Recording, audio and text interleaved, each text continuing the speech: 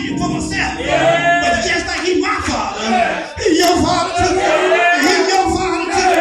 And then once I get his person right, I got to keep his position in order.